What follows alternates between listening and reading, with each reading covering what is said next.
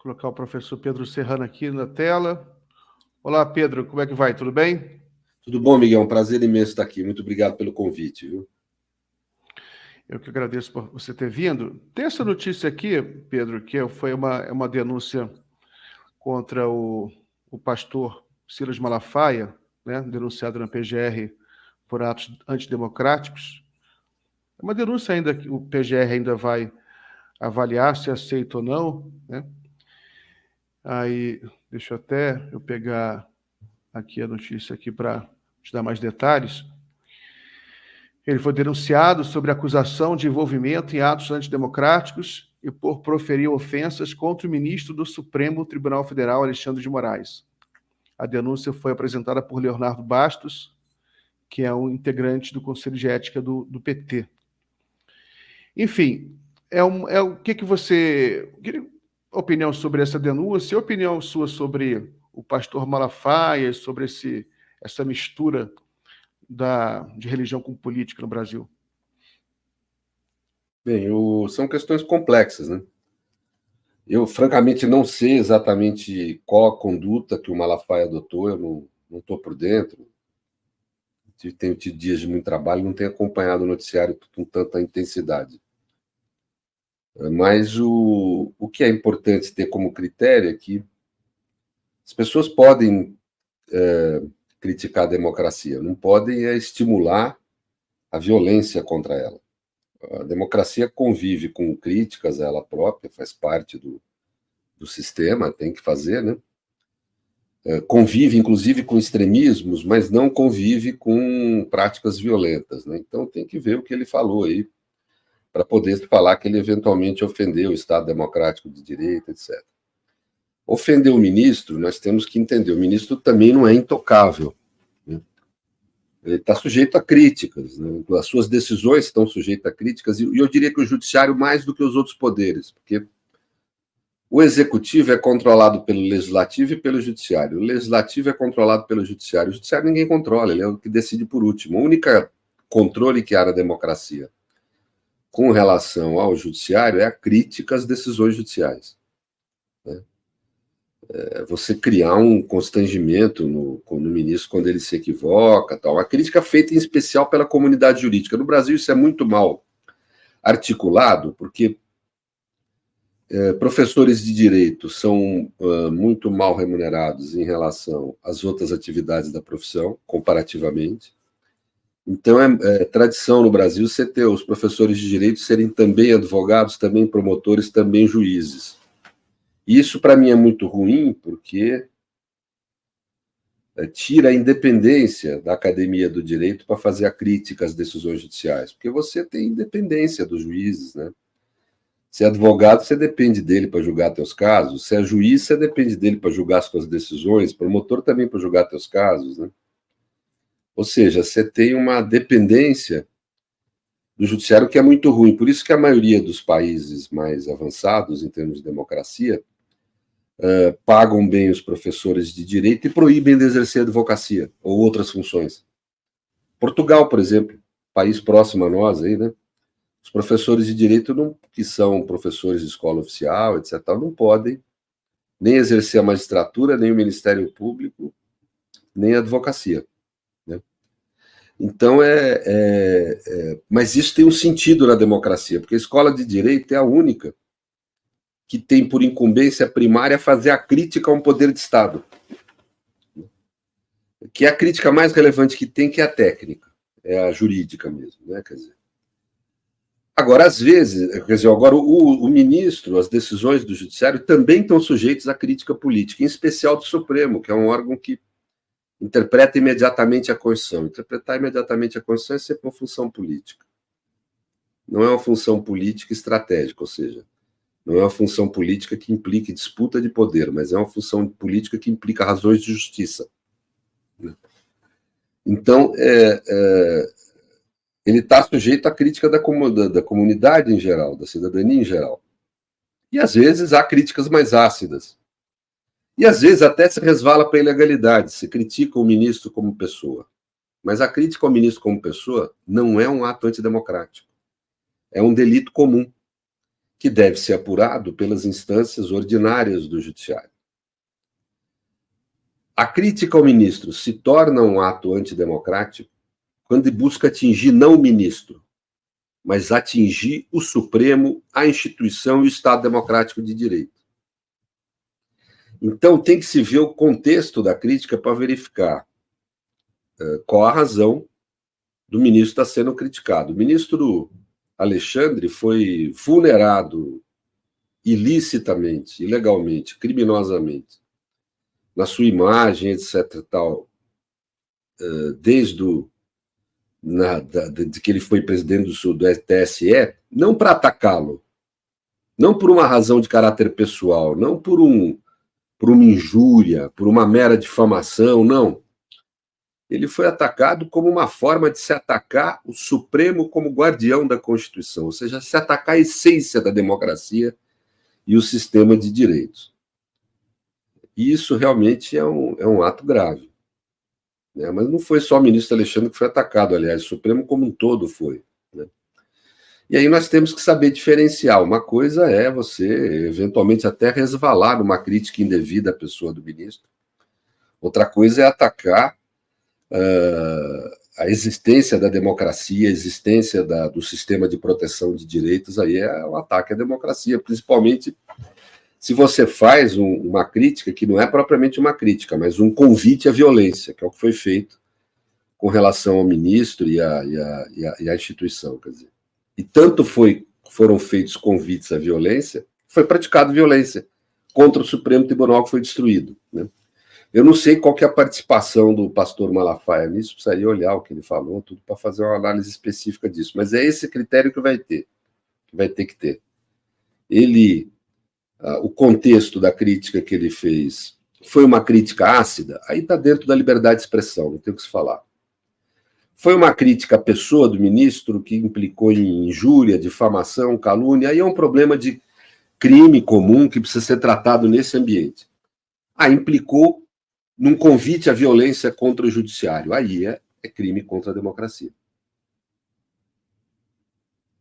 Não estou ouvindo, tá? Opa, desculpe. Que a grande crítica que a direita, a extrema-direita, vem fazendo, né, a gritaria que ela fez, foram até os Estados Unidos denunciar a ditadura judicial no Brasil. O Eduardo Bolsonaro chegou a pedir sanções econômicas ao Brasil em função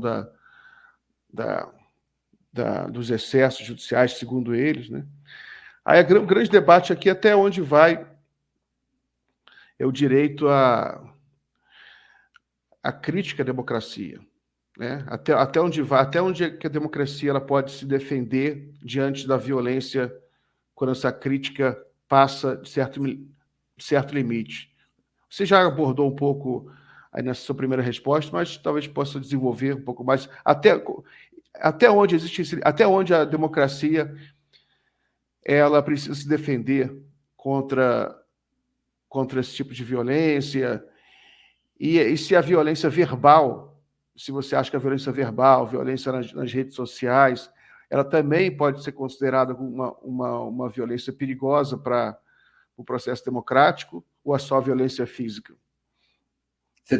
Você aqui muito grosseiro, desculpa, Miguel, muito simplista, o que implica sempre em erro. As questões são mais complexas do que o que a gente pode expor aqui, até por questão de tempo e de pressupostos, né? Mas sendo bem grosseiro, você tem dois sistemas no mundo.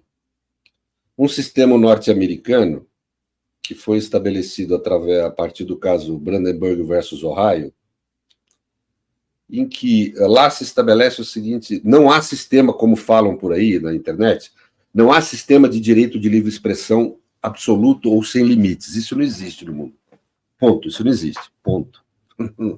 Não ocorre em nenhum lugar do mundo. O sistema norte-americano, ele propõe como limite a violência com potencialidade de se realizar.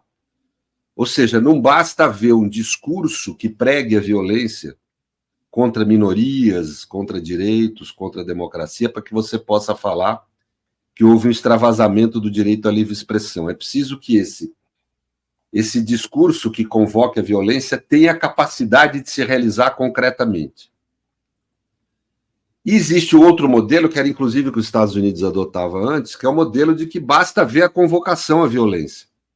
Se você não uma convocação à violência genérica, teórica, a convocação a uma violência concreta, seja qual for, possa ela se realizar ou não se pode convocar violência contra a democracia. Essa é uma dimensão do direito à liberdade de expressão. A outra dimensão é a tolerância na democracia a críticas ao judiciário e a limites da liberdade de imprensa. Nesse ponto, o Brasil é muito mais avançado que os Estados Unidos em termos de defesa da livre expressão. Nos Estados Unidos e na maioria dos países de origem anglo-saxônica, existe um conceito jurídico, uma norma que chama Contempt of Court, que é uma norma que protege o que se chama a dignidade do judiciário. E onde, se o juiz entender que o jornalista, na sua crítica, ele prejudicou alguma investigação, esse jornalista está sujeito a ser preso e a ser processado pela simples crítica. E o jornalista, em audiência, se negar a fornecer alguma informação que o juiz determine que ele forneça, por exemplo, sob a alegação de sigilo de fonte, o jornalista pode sair preso sem direito a inquérito, sem direito a processo, sem direito à defesa. Isso aconteceu dezenas, talvez centenas de vezes, desde a década de 50 até hoje nos Estados Unidos da América. Então veja como é complexo quando você fala de proteção à liberdade de expressão. Né?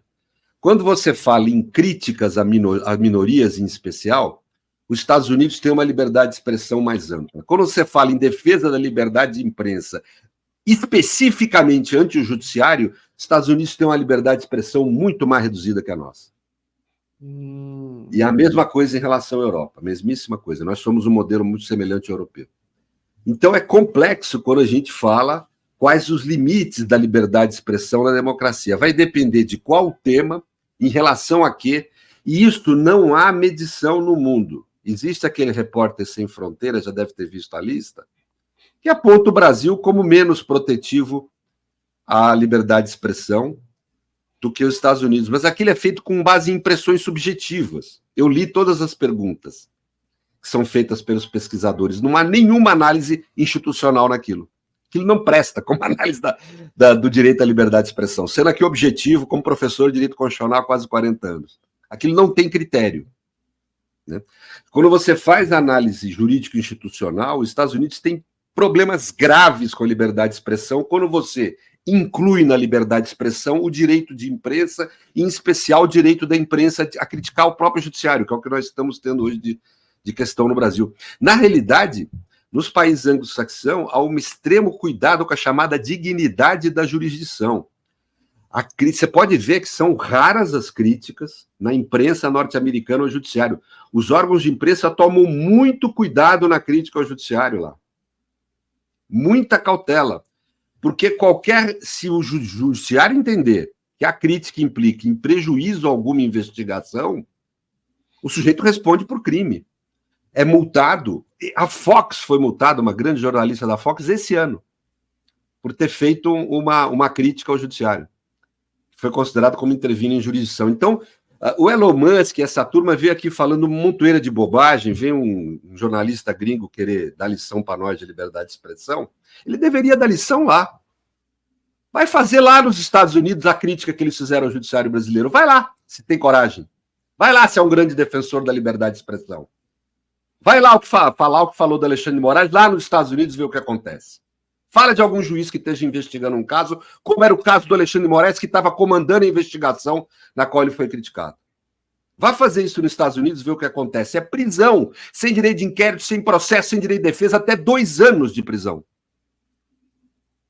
Eu tenho aqui, se você quiser, eu posso procurar aqui um site jornalistas pelo direito à livre expressão nos Estados Unidos, que reúne essa associação, que aponta desde a década de 50 todos os jornalistas presos por não fornecer a fonte para o judiciário.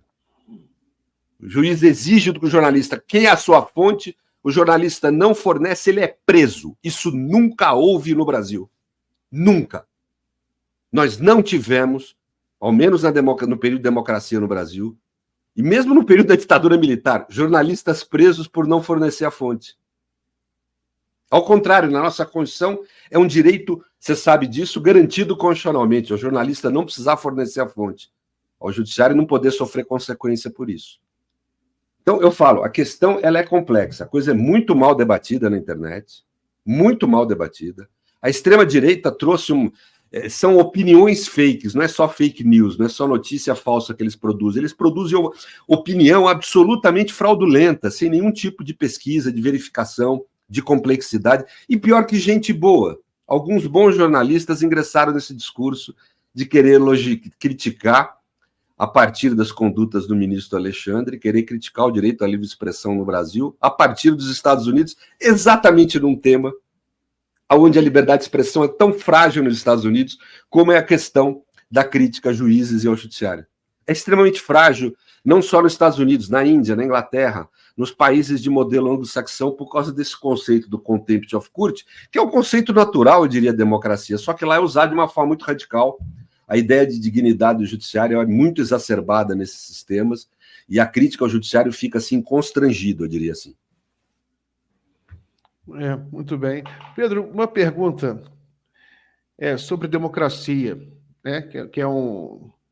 O Brasil discute muito a questão democrática, né? A gente discutiu muito em 2022, a eleição presidencial foi muito marcada pelo debate democrático.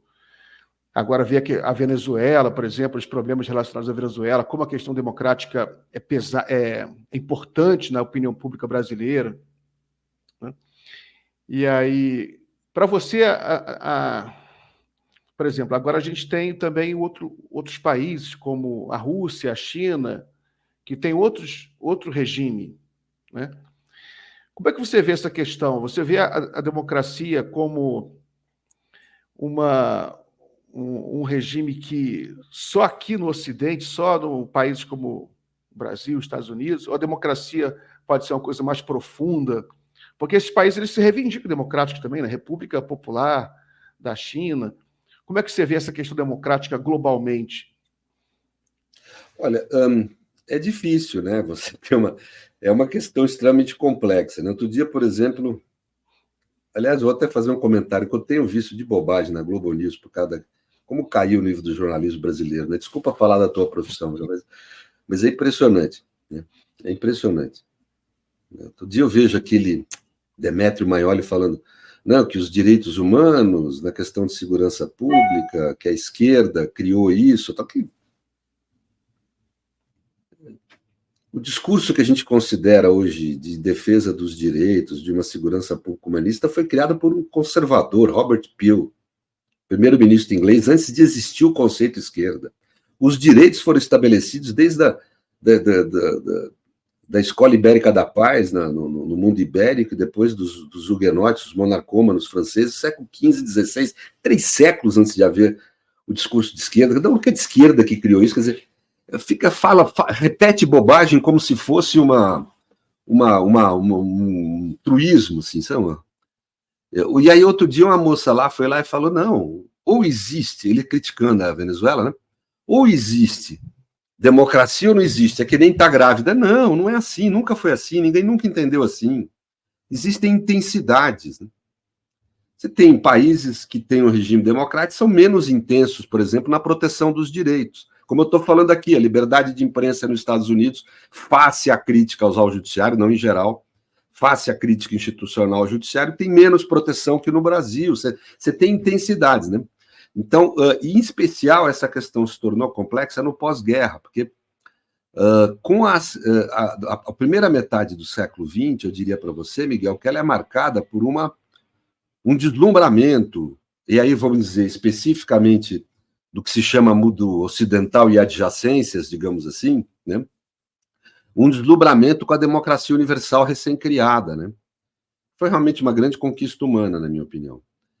E se acreditava que decisões majoritárias, como a sociedade como um todo estava representada ali, veja que nem nas revoluções americana, inglesa e francesa isso houve, né? Essas revoluções trouxeram como cidadão não qualquer pessoa, mas o homem branco dotado de patrimônio ou renda. Por isso que era chamada democracia burguesa, porque era burguesa mesmo, né? Aliás, era também machista e racista, né? Então, ela vai se transformar em democracia ocidental, perdão, universal, no correr do século XX, e ocasiona um certo deslumbramento. As pessoas começam a achar que, como pela primeira vez na história humana, se tinha decisões adotadas por representantes de toda a sociedade, as decisões majoritárias nesse ambiente seriam necessariamente justas, humanistas, e não foi o que aconteceu. A democracia universal acabou levando à ascensão do nazismo e do fascismo. Então, o pós-Segunda Guerra, ele vai ser a reconstrução do conceito de democracia. Você vai ter a ideia da democracia constitucional, ou seja, não basta haver soberania popular, tem que haver proteção aos direitos. Porque, às vezes, as maiorias levam a tiranias, né? Nós vivemos um pouco isso, um spray disso agora no governo Bolsonaro aqui no Brasil. Estamos vivendo com o bolsonarismo, nós estamos vendo como é que as maiorias, às vezes, conduzem a tiranias, né?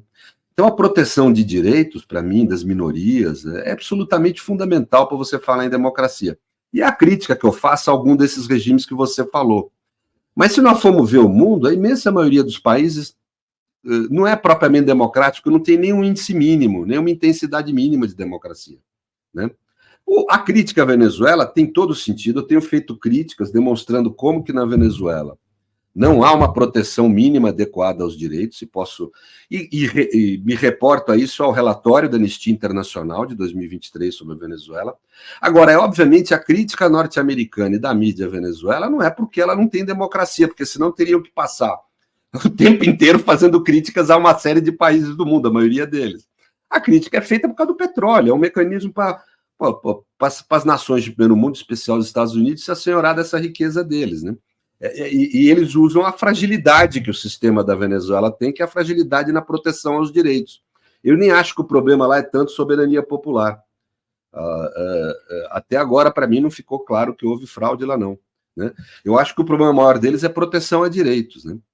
E é um problema grave que eles têm lá, eles vão ter que resolver algum dia, né? A sociedade, esse é o problema da sociedade venezuelana, fundamentalmente, mas nós podemos fazer a crítica. Tem gente falando que a gente não pode fazer crítica por causa da soberania do Estado, né, e da nação venezuelana. Não, senhor. Na América Latina nós temos um tratado internacional subscrito que determina que é dever e direito de todos os países do continente garantir a democracia no continente. Então, nós, vizinhos, podemos falar assim.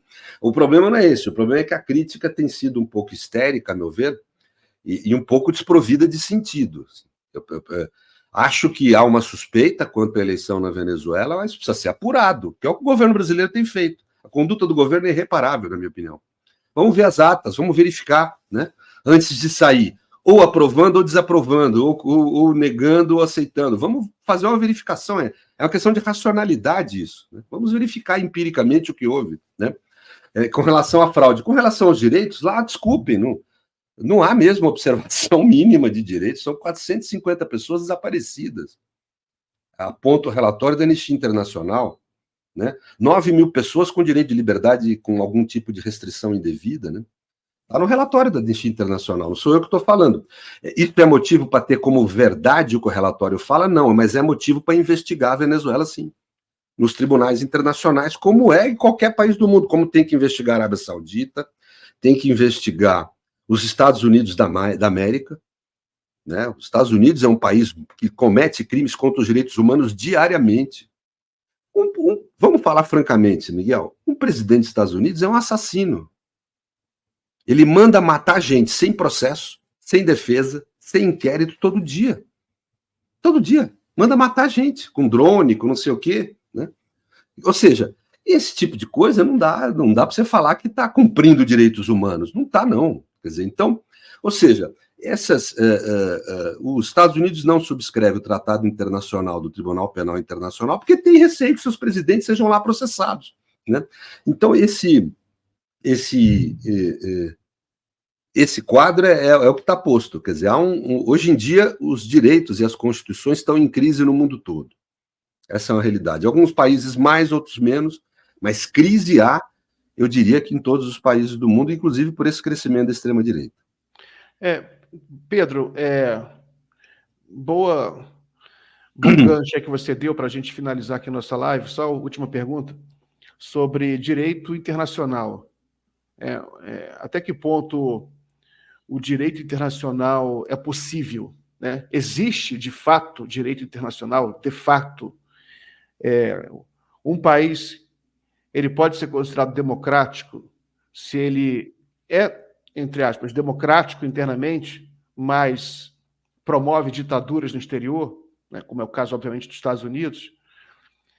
E como é que você vê como é que você imagina uma governança global, uma coisa que o Lula sempre fala? O Lula é um grande defensor hoje em dia no mundo de uma reforma da governança global para democratizar a comunidade internacional, democratizar os órgãos internacionais. Você pensa nisso? O que você pensa sobre isso? Eu tenho uma grande preocupação com isso, escrevi já sobre essas coisas. Eu avalio o seguinte, quer dizer, primeiro, o direito internacional é sim relevante, ele não é irrelevante, não. Ele é mais relevante a cada tempo, a gente não percebe, mas é. Né? O que condiciona é que nós estamos habituados a entender o direito da seguinte forma, como uma ação de violência apenas. Que é um pouco uma visão clássica que se tem do poder político, uma visão quase da antiguidade, que é de poder político como a capacidade de usar de forma legítima a violência. Então, haveria direito apenas onde você tem regras cuja não observância levaria a um uso de uma sanção violenta contra a pessoa. Mas não é assim. Né? Na realidade, se o Estado fosse depender da sua própria violência para se impor, ele não conseguiria, porque, vamos dizer, por maior que seja o número de soldados, o número de armas, nunca vai conseguir conter a sociedade como um todo. Né? Para poder o poder político se impor, ele precisa adesão. A sociedade precisa aderir. A modernidade tem um importante debate sobre isso, que às vezes as pessoas não observam, mas Etienne de La Boétie inaugura esse debate com o texto Tratado sobre a Servidão Voluntária. Marx dá continuidade a ele com o conceito de ideologia.